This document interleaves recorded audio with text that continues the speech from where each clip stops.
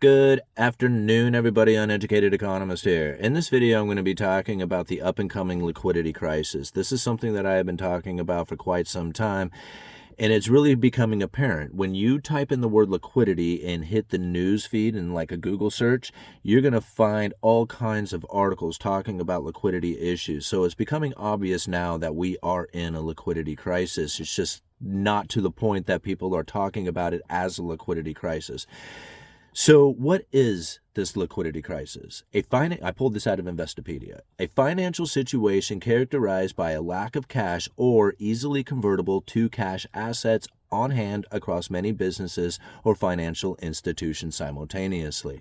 So now, really, this is a fancy way of saying that it's the inability to acquire cash. Whether you don't have it on hand, can't sell your assets, can't borrow money, you don't have the cash to operate. A financial situation characterized by a lack of cash across many businesses or financial institutions simultaneously.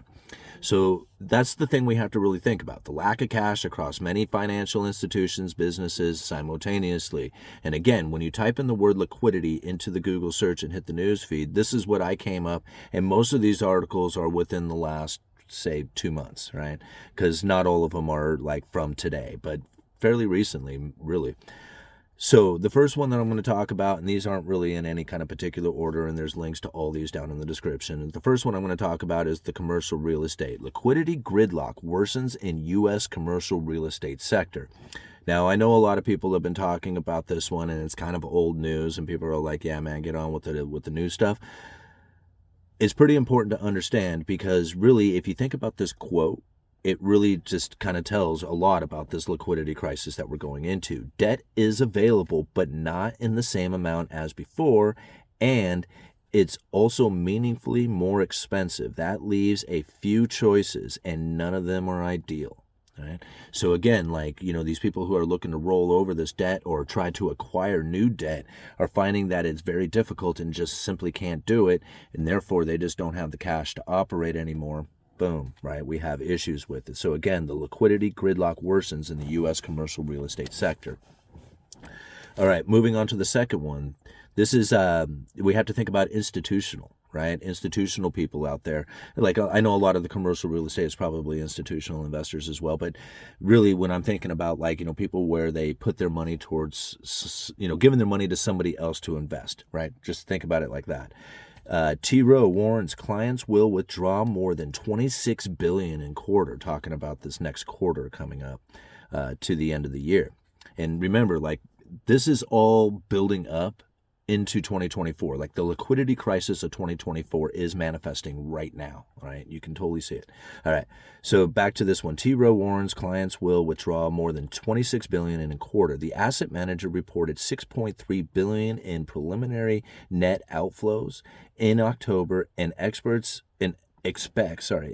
investors to pull more than $20 billion total in November and December, coming to the $26 billion. Now, of course, these guys, I believe they operate into literally like $1 trillion. So $26 billion isn't going to put these guys under by any means, but it's the fact that they are actually warning about this cash outflow that's leaving them, right? Again, these are people looking for cash, looking for wherever they can get it. And if it's not in these investments, then that's the liquidity coming out, right? So it's just another sign of it. Anyway, moving on. Residential, right? This is the third one, residential. I pulled this one up. These are articles that just happened to pop up when I was just reading it. It was very, I don't even know if, I searched through maybe 20 articles, right? And I found these ones, right? This one is from the Veterans face foreclosures after VA ends the COVID forbearance program.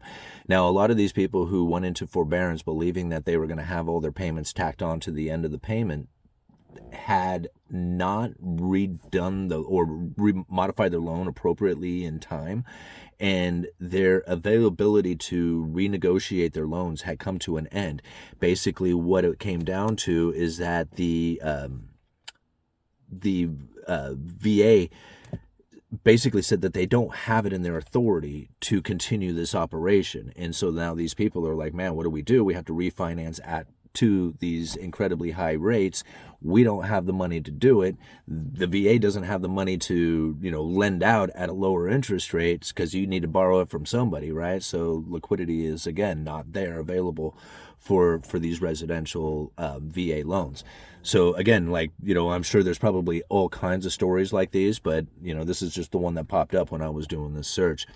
This is a big one right here. The next one, number 4. This one really is pretty, out of all of them, this is probably the one that we should key in on the most. I mean, if it's not the real estate, because that's probably pretty important to a lot of people, but it's the agriculture, right? Ag bankers concerned about farmers' liquidity and income out of 2023. So what the problem here is that most people who are in the agricultural business borrow money in order to do their operations. But if the borrowing of money becomes too expensive, they can no longer borrow because the profit coming from these farms, which is very tight margins, is not able to pay off the loan and then provide them with the profit to continue operations. So the bankers themselves they know this, right? And so they don't want to loan out to these farms. In fact, this is one of the things that was pulled out of this article was a warning to bankers: watch out for killer toys, luxuries that the farmers are buying. And so this is something that the bankers were saying, hey man, why these guys were making a bunch of money during as inflation was running up and all this money was being made inside of all products. It didn't matter really what it was. These guys were really making a lot of money at this time. Well, a lot of people think that the gravy train will always be running, right? They don't take into consideration that there's going to be downfalls or shortcomings in your income. So a lot of these farmers who were in the money, so to speak, went out and started buying a lot of luxury items, toys, vacations, whatever, and they're borrowing money to do it.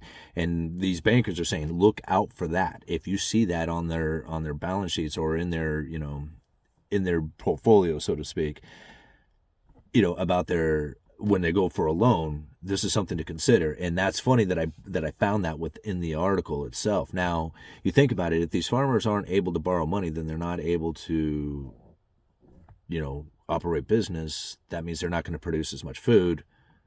That means what?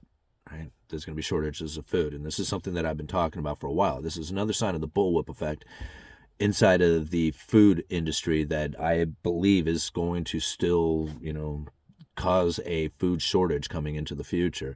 And again, that food shortage itself, I'm going to be pretty brief on this, is not going to be a food shortage in which that you can't find the food. It's just going to get real expensive. And this is one of the reasons why, is because either you have to borrow a lot of money in order to produce the food, or you just won't simply produce the food at all. All right, moving on. So it's not just the United States and the real estate or the farms or, institutional investors or whatever. It's other countries who are facing liquidity issues as well. Just simply I know a lot of people are probably more keen in on the cyber attack that took place just recently in China within the U.S. Treasury markets and how they were able to facilitate trades within this market. That's a liquidity issue within the treasuries. You got to think the U.S. Treasury is the most liquid asset market there could possibly be. And that's a major issue if you cannot facilitate the trade within this particular market. I would imagine that's probably going to be solved fairly easily. Now, one of the other articles, and again, this has just recently happened. Now, in China, again, this is a totally different issue. The People's Bank of China seen adding liquidity after China money market rates surge, right? So China is recognizing that they are having shortfalls in money, right? That they are having liquidity issues happening all over the place, and deflation is just running rampant. So they are trying to inject money into their system. Again, seen adding liquidity after China money market rates surge. Excuse me, guys. Okay. Continuing on. The Swiss National Bank is pushing on with liquidity aid regime. Right? And now this is something interesting to think about, because really I guess up until recently, I'm not familiar with Swiss National Bank, but I guess up until recently, they would only really provide liquidity to the systemic risky banks. And now they want to provide liquidity, the available to have access to liquidity if their bank runs short. And to try and kind of understand that, think about here's a good way to understand that. The Silicon Valley Bank, right? they had assets on their balance sheet that began to fall in price. So now when we think about U.S. Treasuries, when you have U.S. Treasuries in hand, you can sell those things. They're liquid, right? The U.S. Treasury market be able to, like, almost as good as cash. Now you hold those particular assets, you purchased them at a certain price, right? You have this purchase price of them. And then as the interest rates begin to rise, what ends up happening is the price that you can sell those bonds for, those assets, those begin to fall. So now you're in a situation, either you have to wait for the interest rates to come back down and the price to come back up, or you have to wait for those bonds to mature. So what ends up happening is that as the interest rates rise, the asset price begins to fall, and now this messes with your balance sheet. So you have assets and liabilities. As the asset prices fall, the liabilities begin to offset your balance, or start to or override your balance of assets, meaning that you owe more than you have. So now if people start pulling their money out, like they're pulling the cash out, right? This is the liquidity leaving the bank. Now their liabilities really begin to rise because the cash is the liability sitting at their bank. So when you deposit cash, that's the liabilities coming back to the bank. That brings their liabilities down. So when you deposit money at the bank, you are actually bringing liabilities into the bank and offsetting their assets that they have. The more liabilities they bring in, the more their assets are worth. But when their assets are leaving, that means that they have more liabilities than they do assets. Or I'm sorry, when the liabilities are leaving, they have more liabilities than assets. And this is where Silicon Valley Bank was sitting, and that they were like, oh crap, now what do? We don't have any money to lend out, we don't have any money to operate, and we're going to go out of business. So many banks were going to be facing this very situation, right? And now I believe something like that is happening all the way around the world right now, right? And in this situation, the central banks will need to provide some sort of liquidity in some fashion. And now here in the United States, they stepped up with the Bank Term Funding Program, right? And this Bank Term Funding Program was basically saying, hey, we're going to loan you money on those assets that have fallen in price, but instead of lending them to you at the new price or this lower price that they're now trading at, we're going to lend it to you at face value, like as if they had matured, right? Because if you hold them to maturity, you get all your money back, right? But if you're trying to sell them right now to get the cash, then you have to take a loss. But the Federal Reserve and the Bank Term Funding Program says, no, we can lend you money to recover your liabilities, right? To bring your liabilities back in line with your assets for a year at the face value of those assets, right?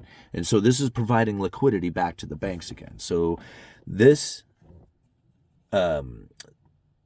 Swiss National Bank is pushing on with the liquidity aid regime, providing liquidity to all banks, not just systemically relevant. Okay, moving on to the next one. Okay. Now, wow, how long are we into this? 13 minutes. All right. Sorry, guys. I'm trying to get this information out because this is really good stuff. I mean, I don't know if I'm getting it out to you in a good fashion, but this is really important to understand. The next one is the Federal Reserve, recognizing that there is a liquidity issue coming, right? And now think about this. Again, these articles are all down in the description. Lori Logan, who is a president, I'm sorry, I can't remember what bank she's at, what Federal Reserve Bank she's at, but she says that the Fed could bolster liquidity tools for crises, right? For crises that are coming. So the Federal Reserve is coming out right now saying, hey, we need to bolster these tools. We need to figure out these tools in order to deal with liquidity issues that are coming. Because she knows that there's liquidity issues coming. You don't talk about these things and then say, as if they don't come, right? You have to prepare for them because it's not like, maybe, maybe not. They know. They know it's going to happen. And they know it's going to happen because the Treasury is also getting on board with the liquidity issues, right? Because they're about ready to do a bond buyback program. And again, this is all set for 2024. That's why the 2024 is going to be liquidity issue. It's going to be year of liquidity crisis, right? I mean, it's obvious in almost every fashion. Just look at all these articles. Read all the articles that I leave down in the description of this one, and you will totally get it. You will totally see how there is a liquidity issue coming, right? All right, so this bond buyback, planned debt buyback not meant for periods of market stress. Now, this is what they're saying here, but think about what's happening here right now. This article, this bond buyback article, was written like 2 months ago, but yet all the rest of them, all these of these links and articles have been written since this particular article was written, right?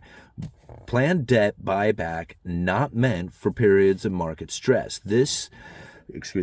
What they're talking about is that once the bonds, the U.S. Treasuries find a position in which that people are not willing to buy the bond, right? The liquidity issue, right? There's like somebody comes up to sell a bond and there's nobody there to buy it, right? That's a liquidity issue within the Treasury market.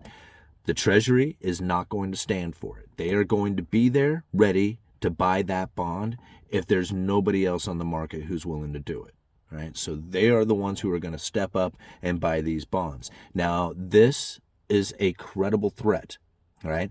The simple fact that the Treasury is there, right? They'll probably do a little bit of bond buybacks, but just the idea that they are there, willing to buy those bonds, buy the bonds back, will then give the markets the impression that there is a buyer of these bonds, and they will try to front run them. Okay? This should improve, this is coming out of the article, this should improve the willingness of investors and intermediaries to trade and provide liquidity to these securities. Right? Just the credible threat of them being there to buy these bonds. And all else equal, knowing there is a potential outlet to sell some of their off-the-run holdings because they know the Treasury will be there, right? That there will be an outlet, the Treasury. So this is something that they wrote or they talked about a while ago. This is 7 months ago. I've been talking about the bond buyback program, right? And there's a few people who do know about this, who do talk about it, but it is very rare that you see in any article or any discussion or any strategy coming out of anybody where they include the bond buyback program within a liquidity crisis that is about ready to occur, that not only does the Treasury know about, but also the Federal Reserve, who says that they need to bolster the liquidity tools to deal with the liquidity crisis that is coming, right? And is there a liquidity crisis coming? Well, according to all the articles that I leave, and these are just a few of them that I had found, there is liquidity issues happening all over the place, within the real estate market, both commercial and residential, within the agriculture, within the institutions, and within other nations out there. What can I say? Like, it's happening now. Uneducated Economist. You let me know.